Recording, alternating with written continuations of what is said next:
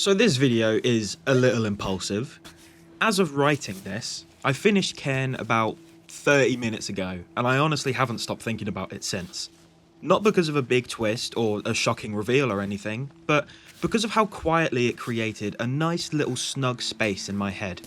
Before I really get into this, if you haven't played CAIRN and you think you might want to, I would genuinely recommend doing that first. But if you're on the fence, I hope this video gives you enough curiosity to at least try it.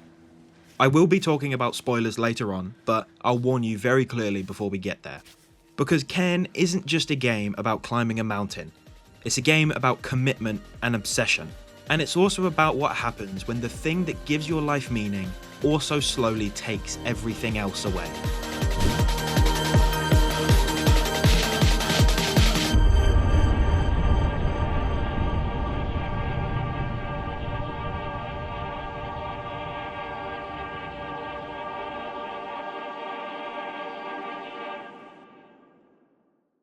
On the surface, CAIRN is a third-person, indie rock climbing adventure, developed by the game bakers and released in January of 2026. It presents itself simply: climb a mountain. But the moment you start playing, it becomes clear that this isn't a game about movement, it's a game about control. Most games, as you're probably aware, simplify climbing a lot. You press a button, the character snaps to a surface, and momentum carries you upward. In CAIRN, nothing is simple.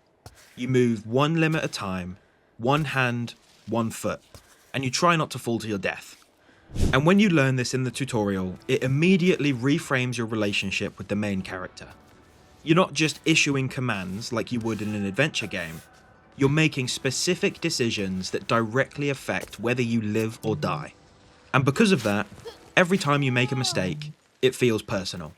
When you fall in CAIRN, it doesn't feel like the game has failed you. It feels like you have failed you. It was your fault that you fell, your fault that you died, and your fault that you lost progress.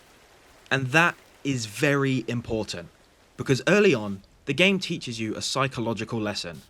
Progress is earned through caution instead of confidence. When you get past the tutorial, you begin hesitating. You double-check holds, you stop trusting momentum, and slowly, without the game ever really saying it out loud, CAIRN trains you to value control above everything else. This is mirrored mechanically through your stamina, and that stamina becomes anxiety, because every movement drains it, and the more it drains, the more dangerous even simple actions become. There's a small mechanic that illustrates this perfectly: the stamina regen button. Pressing it gives you just enough energy to make one or two more decisions, meaning that even that button becomes both a safety blanket and another piece of wood to stoke the fire of anxiety that engulfs you when you know you're about to fall. You could either roll the dice and reach for a new hold, which may or may not give you enough stability to keep going, or you can use your brief stamina boost to stick a baton into the wall and have a guaranteed safety point. And that's where CAIRN starts asking uncomfortable questions. Do you play it safe and back down slightly? Or do you push forward, knowing that one mistake could cost you the progress that you've just earned? That tension, sitting in between restraint and risk, is the emotional core of the entire game. To relieve that tension, CAIRN gives you batons. These allow you to clip into a wall, effectively creating a temporary safety point. On paper, batons are reassurance, but in practice, they're honestly just an illusion of safety. Yeah, I mean, they stop you from falling all the way down, but they don't eliminate any danger, they just delay the inevitable.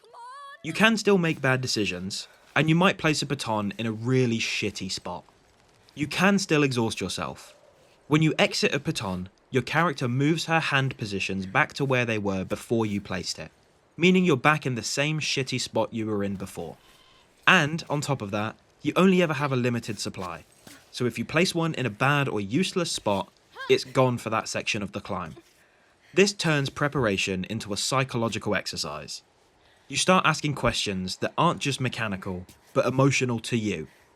Is this section dangerous enough to justify a baton? Or am I just scared of losing my progress? Am I placing this because I need it, or because I want control? This extends into the survival systems as well. Hunger, thirst, and temperature. None of these are complex on their own, but together they create a persistent background pressure. You're never allowed to forget that the climb is hostile, and you're probably going to fail. And crucially, CAIRN refuses to show you this pressure through traditional UI. There are no bars screaming for your attention. Well, I mean, apart from the survival bars that will show up red when low. Instead, the game relies on animation and sound design. Your character will begin to breathe heavier, and her body will begin to shake. All of these design choices become intentionally uncomfortable, and that discomfort slowly becomes familiar. Visually and audibly, CAIRN is remarkably restrained. Don't get me wrong, the game is absolutely gorgeous, and the art direction feels like you're in one massive painting. Or a comic book, since it uses cell shading. But it never feels too in your face about it, and it never distracts you from the climb. During the moment-to-moment gameplay, the environment exists to be read up close, not admired from a distance. But there are sections throughout the game that allow you to stop and breathe in all the beauty. Because of the cell shading, climbable surfaces are clear without being highlighted with that god-awful yellow paint so many games seem to use. In CAIRN, they stick out with a subtle black line that mixes in with the environment so effortlessly. The grabbable surfaces are clear and visible, but you never feel like the game is holding your hand. At first, at least for me, the character model can feel slightly disconnected from the world. Maybe I'm overanalyzing this, but I make video essays, that's my job. Over time, that separation becomes meaningful. Ava never quite blends into the mountain, and she's always a presence on it, not part of it. The sound design also reinforces this distance. For long stretches, there's usually no music at all, just the wind, the fabric shifting, and Ava's exhausted breaths.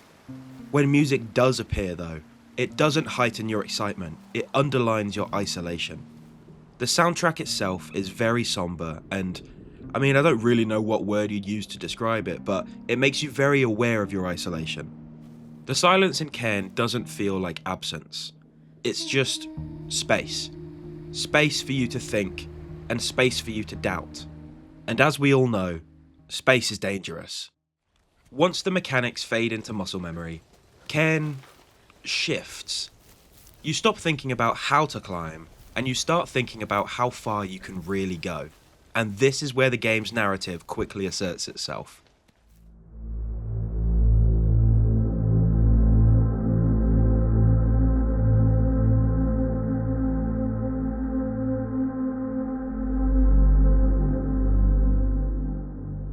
You play as Ava, a professional climber attempting to become the first person to summit Mount Kami. Many before her have tried, most have failed, and many have perished. And the mountain makes sure you know that. As you climb, bodies appear at resting points, backpacks sit abandoned, and letters to loved ones remain unanswered. The game never dramatizes these moments, and it never makes you slow down to look or force you to reflect on them. It just kinda trusts you to feel the weight of these moments.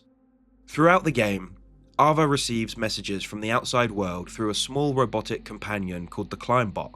He's very cool. He's just like a little helper guy. He helps you repair your pitons, and he can make chalk out of recycling. Anyway, Ava's assistant spends his messages talking about sponsors and obligations. He's a dick who doesn't really care about Ava's well-being. He just cares that the sponsors of the climb are happy. Whilst Naomi, Ava's partner, questions the climb itself, and questions why Ava would even want to attempt it. But none of these messages really change Ava's direction. If anything, they reinforce her distance. And this creates a feedback loop between the player and Ava. The more isolated Ava becomes, the more determined she feels, the more determined the player is to push forward. Right, minor spoiler warning coming up. I told you I'd warn you. This is your warning. Skip ahead like 20 seconds if you don't want to hear it. This loop reaches its emotional breaking point with the death of Capsule, Ava and Naomi's cat. This sucks. Ava has distanced herself so much from her family that one of her family members passes away, and she isn't even there to say goodbye or to comfort her partner. Fairly early on in the game, you will meet another climber named Marco, and honestly he's a pretty great dude. Marco exists as a contrast to Ava. He's younger, less experienced, and he climbs for an entirely different reason, because he actually loves it. I think he not only exists as a mirror to Ava, but as a representation of an earlier version of the player, before mastering the climb turned into obsession. Every time you meet him, and you meet up with him quite a few times, his presence reframes the climb. He questions Ava's relentlessness at reaching the summit, in a way also mirroring Naomi. He's confused why Ava refuses to give up, because he himself has debated many times to just go back down the mountain.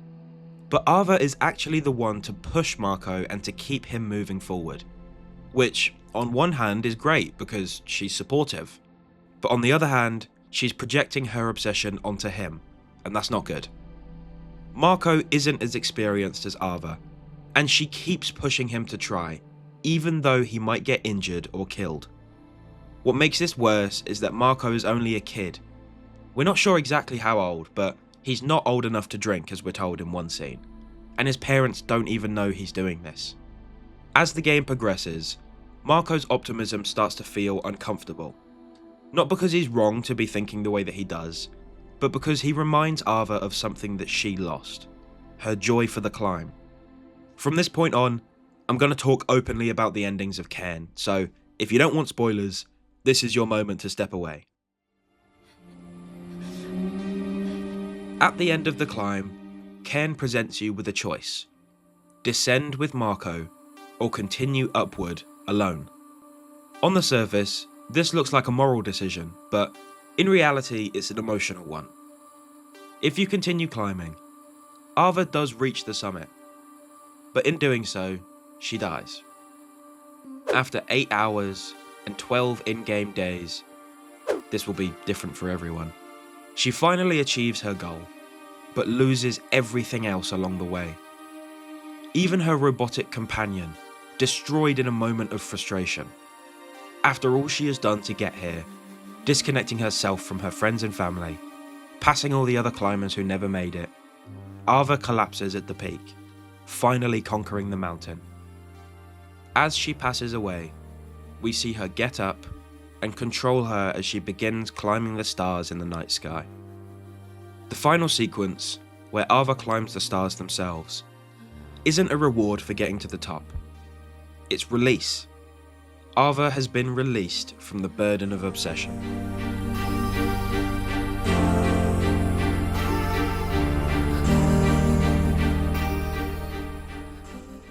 I've seen people say this ending is bad and boring, and whilst I agree from a distant point of view, character tries to do something that has killed countless people, character succeeds, but character has to die to succeed. However, the way it's told and the way it's shown is what makes it not boring. I may also be biased because I'm very easily pleased, but I don't think a story should be weighed down by the fact that other stories before it have done the same thing. What matters is how they do it. The other ending lets Ava live. She descends the mountain with Marco, and she goes home. She reconnects with her loved ones. But in the back of her mind, the mountain remains. The obsession doesn't vanish, and we see that she can never really move on. Both endings are losses. The mountain always wins. As far as a true ending goes, I don't think either of them are true or false. Like I said, they're both losses. In my view, completing the mountain is the quote-unquote correct ending.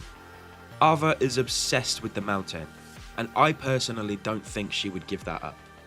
She's known since the start of the climb that she will most likely die, and she's okay with that.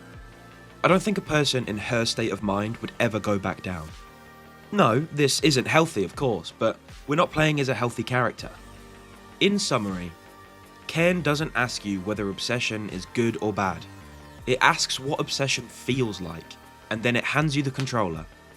By the time the climb is over, you don't just understand Ava, you've been trained to think like her, which is what makes CAIRN so powerful. And long after the climb is over, that feeling stays with you, because some mountains never really let you down.